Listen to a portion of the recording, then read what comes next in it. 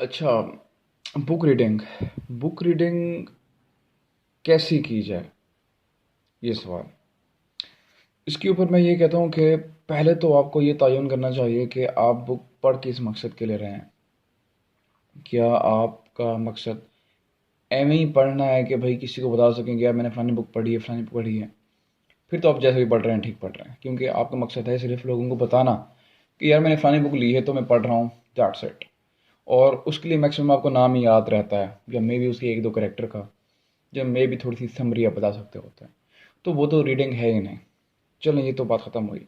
आते हैं दूसरी तरफ, जेन्युइन रीडर्स की तरफ, कि उनको पढ़ते हुए, बुक रीडिंग करते हुए किन बातों का ख्याल रखना चाहिए। सबसे पहली बात, ends are means are justified by their ends. कोई काम कर रहे हैं तो हमेशा ये मान में होना चाहिए कि at the end of this task मैं ये अचीव कर लूँगा। जब आप बुक पढ़ रहे हैं तो अब आपके माइंड में क्या है कि आपने क्या अचीव करना है। क्या उसका मकसद आपकी एकेडमिक स्टडी है तब के यूनिवर्सिटी में या कॉलेज में या किसी स्टेज पे जाके, या इवन कम्पिटिटिव एग्ज़ाम, तो वो तो फिर बात समझ में आती है कि आपका ये टास्क है, ये कंप्लीट करना है। मैं इसको एक बुक रीडिंग में नहीं काउंट कर रहा हूँ।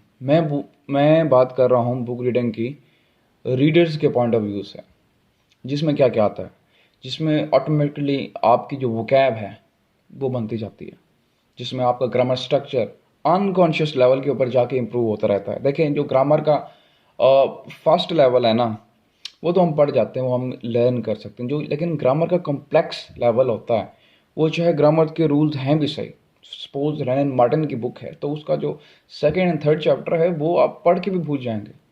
उस लेवल को आप तब सीख सकते हैं जब आप रीडिंग करेंगे, और आप उसको अनकॉन्शियसली सीखते हैं।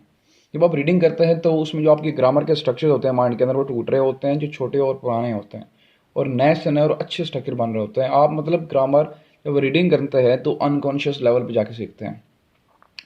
अच्छा, तो जब हम from readers point of view पढ़ते हैं तो हमारे माइंड में ग्रामर भी होती है, वोकैब भी होती है। आप चाहे ना भी ये फोकस करना चाहें ना, आप फिर भी ये खुद बहुत सीखते जाएंगे। एक बात ये है। दूसरी बात, अब जो आप बुक पढ़ रहे हैं उसका फिर जॉनरा कौन सा है, क्या वो फिलॉसफी की बुक है, पॉलिटिक्स की बुक है, लिटरेचर की बुक है, रिलीजियस स्टडी की कोई बुक है, या कोई भी डिसिप्लिन की। अब ये फिर डिसिप्लिन टू डिसिप्लिन में वेरी करता है। लाइक अगर मैं फिलॉसफी पढ़ता हूँ तो मैं फिलॉसफी की बुक पढ़ते हुए ऑब्वियसली मैं वो जो मेन आर्ग्यूमेंट्स होंगे, जो उनकी कोट्स होंगे, जो points of agreement and disagreement है, मैं उनको जो है ना हाईलाइट करूँगा। रिलीजियस स्टडी पढ़ रहा हूँ तो वो उनमें भी यही मेन चीज़ें मैं कोट करूँगा, हाईलाइट करूँगा। लिटरेचर पढ़ रहा हूँ तो उसमें भी कोट्स मैं देखूंगा, और कैसे वो क्रिएटिव, क्योंकि उसमें तो क्रिएटिव बात हो रही है ना, सिर्फ वो क्रिएटिविटी लेवल मैं चेक करूँगा उसका। लाइक हर डिसिप्लिन के ऊपर आपका फोकस डिफरेंट हो जाता है, लेकिन जो मेन चीज़ें सब में सेम रहती हैं बुक रीडिंग करते हुए, वो होता है कि आप डिफरेंट लाइन्स के ऊपर जाकर रुक जाते हैं। आप उनको पॉन्डर करते हैं अपनी लाइफ के थ्रू, अपने एक्सपीरियंस के थ्रू खुद को रिलेट करते हैं। वो लाइन इवन आप कहीं बोलने के लिए, कहीं लिखने के लिए, कोड करने के लिए लाजमी आपको नोट डाउन करनी चाहिए। मुझे लगता है कि अगर आप एक किताब पढ़ के उसको अपनी ज़िंदगी में अप्लाई नहीं करते हैं, अपनी लाइफ में, सबसे पहले पर्सनालिटी में, उसके बाद कहीं एकेडमिक लेवल पे आप उसको लिख नहीं सकते, कोट नहीं कर सकते, किसी के साथ अच्छी एकेडमिक और अच्छी से अच्छी गुफ्तगू करते हुए बोल नहीं सकते, रिलेट नहीं कर सकते, तो आपने बुक नहीं पढ़ी है। ठीक है ना? तो बुक का मतलब यही होता है